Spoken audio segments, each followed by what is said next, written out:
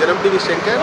మనం ఈరోజు తెలంగాణ రాష్ట్రంలోని జనగామ ప్రాంతంలో పెంబార్క్ దగ్గర సంబంధించి పల్లా రాజేశ్వర రెడ్డికి సంబంధించి భూబాధితులు వచ్చి అక్కడ ఉండేటువంటి బీబీ నగర్ మండలం ఎవరికొమ్మల విలేజ్ సంబంధించినటువంటి 286 మంది ప్లాట్ల లబ్ధిదారులు నీలిమ హాస్పిటల్ ప్రస్తుతానికి ఉన్నటువంటి నీలిమ హాస్పిటల్ అక్కడ ఉన్నటువంటి భూము నాదే ఆక్రమించుకొని అక్రమంగా కబ్జా చేసిండని చెప్పేసి అట్లా టీఆర్ఎస్ పార్టీకి సంబంధించినటువంటి ఒక సర్పంచ్ వచ్చిండు.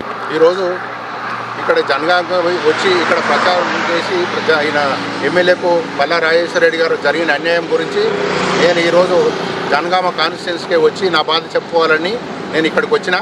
నా భూమి కొర్రాంల విలేజ్ వెంకటాపూర్ విలేజ్లో 796 సర్వే నెంబర్ మేడ్చల్ జిల్లాలో నా భూమి ఉంది. గట్కేశ్వర మండలికి వస్తుంది.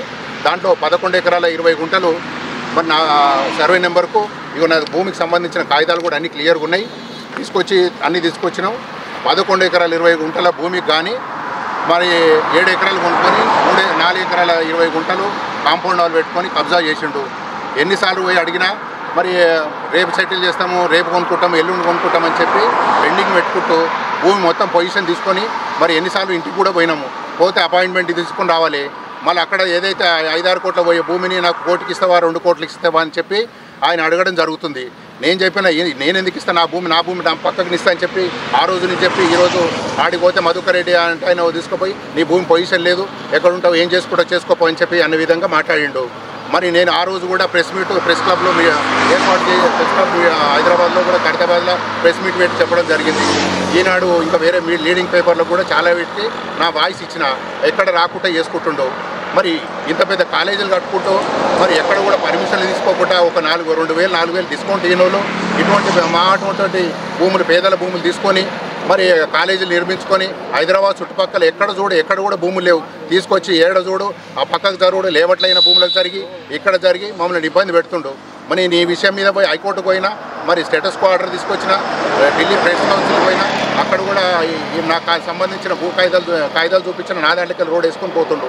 నాకు ఎక్కడ పోయినా న్యాయం జరుగుతలేదు. ఈ విషయాన్ని మరి అప్పుడు కేటీఆర్కి చెప్పినా, ముఖ్యమంత్రికి చెప్పినా, మా లోకల్ ఎమ్మెల్యే మరి ఇక్కడ మాకు ఇబ్రాహీంపట్నం కాన్స్టిట్యున్సీ నేను గుంటూరు సర్పంచ్ను, మరి పెద్దంబరపేట మున్సిపాలిటీకి చెందిన నేను సర్పంచ్నే, టీఆర్ఎస్ నేను పార్టీకి సంబంధించిననే మరి నాకు న్యాయం చేయమని అడిగితే ఎవరు కూడా పట్టించుకోవట్లేదు. ఇప్పుడు భర్త ఉందో భార్య అన్నట్టు టీఆర్ఎస్లో ఎట్లయిపోయిందంటే ముఖ్యమంత్రి పక్కన ఉంటే ఏదైనా చేయొచ్చు, ఎమ్మెల్యే గెలిస్తే ఏదైనా చేయొచ్చు, మినిస్టర్ తీసుకుంటే ఏదైనా చేయొచ్చు. అది భూమి కబ్జాల కోసమే హక్కుగా పరిగణిస్తారు తప్పితే ప్రజలకు ఏమైనా వస్తే న్యాయం చేసే మనుషులు కాదు వీళ్ళు. రేపు పొద్దుగాల యూనివర్సిటీలు పెట్టి పేదల రక్తం తాగుతారు కానీ పేదలకు ఎక్కడ కూడా న్యాయం చేయరు. ఇటువంటి మనుషులను మరి ఈ రోజున ప్రజాప్రతినిధిగా ఉండి ఇక్కడ ప్రజలకు ఏదైనా అపోహబడి గెలిపించి ఏదైనా ప్రమాదం జరుగుతుందని నేను ఈరోజు ఇక్కడ ప్రచారం చేయడానికి, ఆయన ఓడగొట్టడానికి, ఇక్కడ ప్రజలకు తెలియజేయడానికి, ఇక్కడ ఒక జనగామ ప్రజలకు తెలియజేయడానికి ఇక్కడికి వచ్చిన. నేను 5 సంవత్సరాల నుంచి 8 సంవత్సరాలు తిరుగుతున్నా. ఎక్కడ కూడా నాకు న్యాయం జరుగుతలేదు. అధికారాన్ని అడ్డం పెట్టుకొని ఆడ భూమి మీద పోగానే పోలీసు వాళ్ళని పంపుతాడు, పోలీసులను తీసుకొచ్చి కేసులు పెడతారు.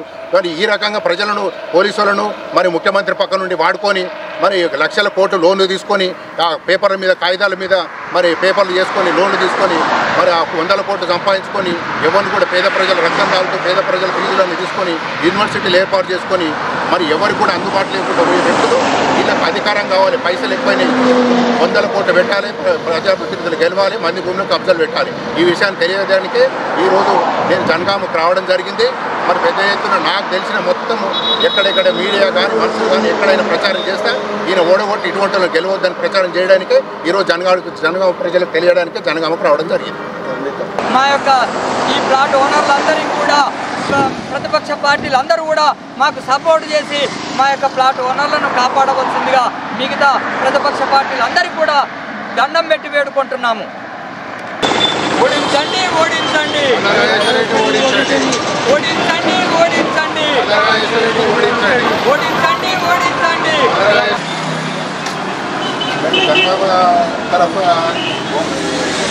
పల్లా రాజేశ్వర రెడ్డి గారు భూ అక్రమాల గురించి, మాకు హైదరాబాద్లో జరిగే అక్రమాల గురించి ఇక్కడ వచ్చి ప్రచారం చేయడానికి వచ్చినాం. ఇటువంటి గెలిపిస్తే ప్రజాస్వామ్యంకే ముప్పు ఉంటుంది.